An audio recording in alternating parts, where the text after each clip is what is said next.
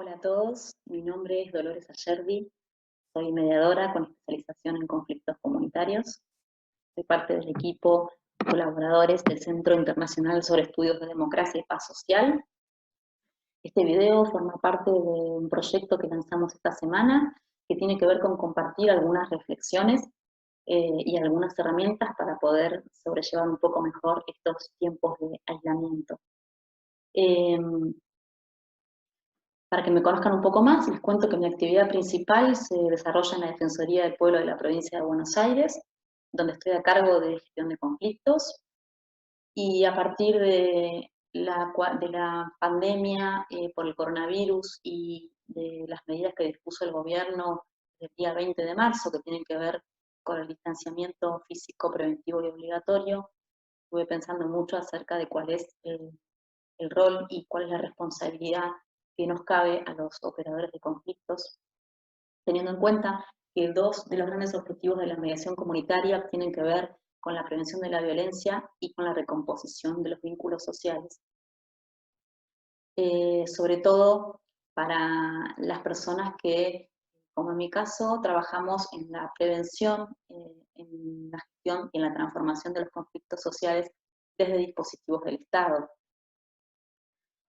Creo que hoy uno de los aportes que podemos hacer tiene que ver con difundir herramientas de comunicación y de gestión de las emociones para que las personas puedan tramitar los conflictos de convivencia en tanto protagonistas, pensando en dinámicas de relacionamiento saludables y cooperativas y que puedan hacer frente a las tensiones propias de esta convivencia tan intensa. Como se está hablando mucho estos días acerca del cuidado y también se está hablando mucho acerca de revalorizar lo colectivo, yo quería hablar en este rato eh, acerca del cuidado de nuestras redes sociales, de nuestras redes comunitarias. Cuando hablo de redes sociales no me refiero a Instagram, no me refiero a Facebook, sino que me refiero a las interacciones sociales que tenemos nosotros. Los invito a pensar esas interacciones sociales en clave de red. Esto de las redes comunitarias, de las redes sociales, es algo que se ha trabajado mucho desde diferentes ciencias sociales, desde diferentes disciplinas, la psicología comunitaria, el trabajo social. Hay muchos autores que se pueden leer. Carlos Slutsky nos habla de mapas relacionales de los sujetos. Elina Davas nos dice que la red forma la trama de la vida. Maritza Montero también es una autora que se puede leer que es muy interesante. Y la mayoría de los autores coinciden en cuanto al rol que las redes comunitarias tienen de sostén, de apoyo y de ayuda para poder enfrentar las situaciones de adversidad. Entonces me parece que hoy más que nunca tenemos que apoyarnos en nuestras redes. Imaginemos a la red como un tejido, esa red social, esa red comunitaria, esa red vecinal, imaginémosla como un tejido en el que cada uno de nosotros es una suerte de hilo.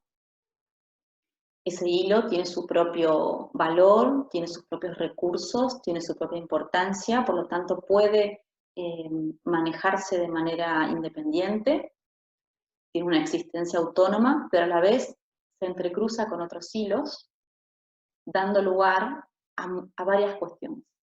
Entonces, ese entrecruzamiento de hilos hace que haya también una relación de interdependencia, no solo de independencia, sino de interdependencia, porque no habría redes si no hubiera muchos hilos. Y ahí donde esos hilos se entrecruzan, se intersectan, donde aparecen los espacios de posibilidad. Espacios de posibilidad para compartir recursos y para potenciar esos recursos, espacios para poder generar acciones cooperativas, para poder generar alternativas que satisfagan necesidades de la comunidad y también que resuelvan problemas de manera creativa.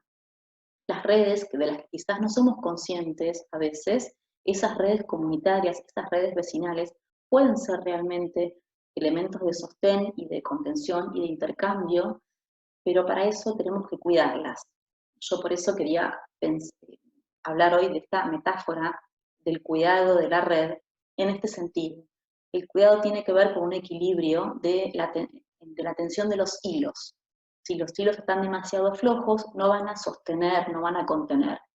Si por el contrario tiro demasiado de los hilos se cortan y tampoco contienen. El aislamiento puede generar diferentes situaciones, diferentes emociones.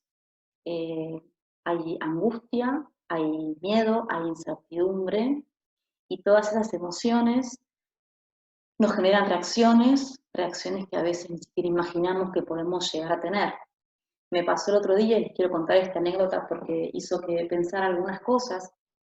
Escuché en la radio a una mujer joven que llamaba queriendo denunciar a sus vecinas porque salían varias veces por día o más de una vez por día a hacer alguna compra, una compra nimia, digamos.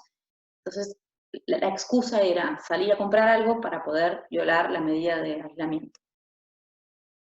Ella las denunciaba, las denunció con domicilio exacto, con mucha violencia, con mucha ira, incluso con frases discriminatorias respecto a la nacionalidad de estas dos vecinas. Y yo pensaba, porque realmente me llamó la atención su estado emocional, y pensaba que más allá de la acción quizás excesiva de estas dos personas que eran denunciadas por quien llamaba por teléfono, pensaba en cuáles podrían ser las reacciones que uno esperaría de estas dos personas, luego de que han sido expuestas frente a miles de oyentes. Uno podría imaginarse que después de eso ellas podrían sentir vergüenza y hacer un pedido de disculpas. Pero ¿qué pasaría si en vez de sentir vergüenza y luego de eso pedir disculpas, si se enojaran y quisieran cobrarse de alguna manera ese agravio? Esto sería una escalada de violencia que no tendría fin. Entonces, por eso pensaba que estas herramientas de comunicación pueden ayudar un poco a aliviar estas situaciones. Hay una medida general que está dispuesta por el gobierno que tiene que ver con que tenemos que quedarnos en casa, ¿sí? También hay personas que están exceptuadas por razones de trabajo o por razones de cuidado, porque tienen que cuidar a otras personas que no pueden cuidarse por sí mismas. Y también hay quienes, en una actitud irresponsable, no cumplen con esas medidas de distanciamiento dispuestas. Yo creo firmemente que tenemos que quedarnos en nuestras casas. Esto es una cuestión colectiva, que más que nunca tenemos que tener la mirada puesta en lo colectivo, y que quedarnos en casa es cuidarnos para también cuidar al otro. Y acá es donde se pone en juego la interdependencia, la corresponsabilidad, porque hay un deber de cuidado mutuo, porque todos somos parte de esto. Pero también creo que el miedo, la angustia y la incertidumbre están dando origen a algunas situaciones que deberíamos tratar de evitar para no generar violencia. Se sabe de algunos scratches que los vecinos hacen desde las ventanas a las personas que son controladas en los retenes policiales cuando circulan en los vehículos y les piden los papeles correspondientes al caso, o de las agresiones en los grupos de vecinos de WhatsApp, porque han visto que algún vecino circula más de lo permitido por la zona. La pregunta o las preguntas son si sabemos si esas personas están siendo irresponsables en su accionar, o si son personas que están exceptuadas de la medida, o si están atravesando alguna situación particular. Me pregunto si es posible poder pasar de una actitud más punitivista, si se quiere, a una forma de llamar a la reflexión que nos involucre de manera cooperativa. ¿De qué manera, para cuidar esa red que es la que nos sostiene, podemos generar diálogos constructivos que la fortalezcan y que mantengan el equilibrio de la red? ¿Cómo propiciamos espacios que inviten a reflexionar acerca de la corresponsabilidad y sobre todo, en este caso, acerca de la salud pública? Acá hay una cuestión de corresponsabilidad en la salud pública, ¿no? Nos cuidamos para cuidar al otro. Y por eso creo que quizás algunas de estas herramientas pueden servirnos de ayuda. Voy a compartir acá para que ustedes vean la pantalla.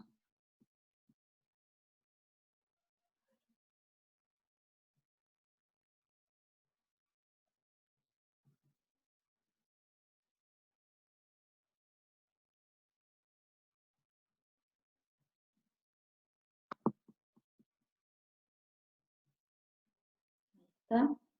Bien. Entonces, algunas herramientas, como les decía, de comunicación y de manejo de las emociones. La primera herramienta es la pregunta. Preguntemos lo que no sabemos. En general, cuando no sabemos algo, lo completamos con nuestros supuestos, con nuestras hipótesis, y eso muchas veces puede dar lugar a malos entendidos. Siempre preguntemos para saber qué necesita la otra persona, qué le está pasando, por qué hace lo que hace. Quizás necesita una válvula de escape, quizás está viviendo una situación particular. Segundo punto, segunda herramienta, escuchemos. Cuando uno hace una pregunta, tiene que estar dispuesto a escuchar. Escuchar no es lo mismo que oír, escuchar implica estar al servicio de esa conversación que estoy generando mediante la pregunta.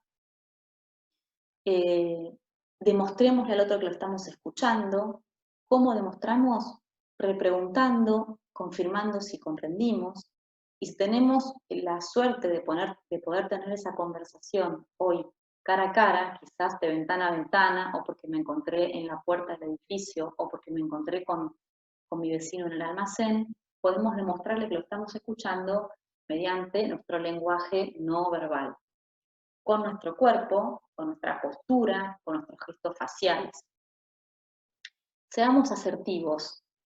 Ser asertivo, dicho así de manera muy resumida, significa expresar con claridad lo que nosotros sentimos, pensamos, necesitamos, sin juzgar al otro y sin herir al otro.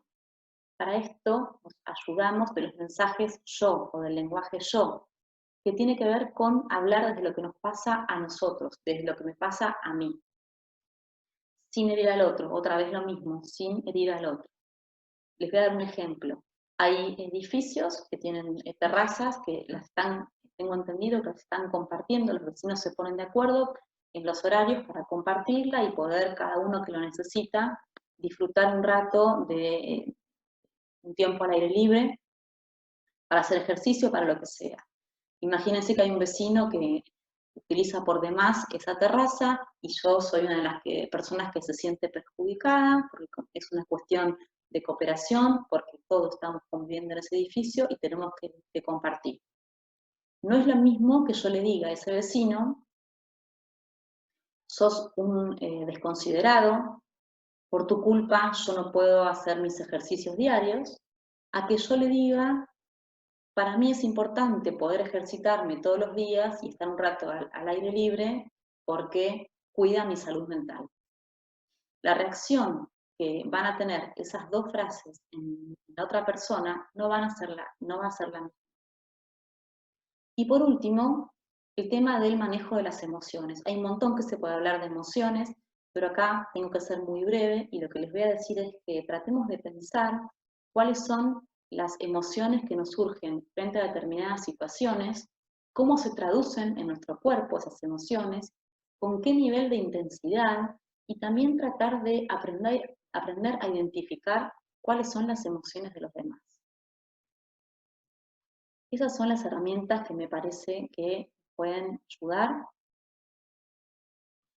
Como resumen, lo que les diría es que este momento de aislamiento nos genera muchas emociones, que tratemos de tener diálogos cooperativos, que tratemos de escuchar a las personas, tratemos de ponernos en su lugar, que cuidemos los vínculos porque son los que nos sostienen, y que la confrontación atrae más confrontación y la cooperación atrae más cooperación. Creo que no me olvidé de nada. Gracias por este rato que me escucharon. Les mando un cariño a todos.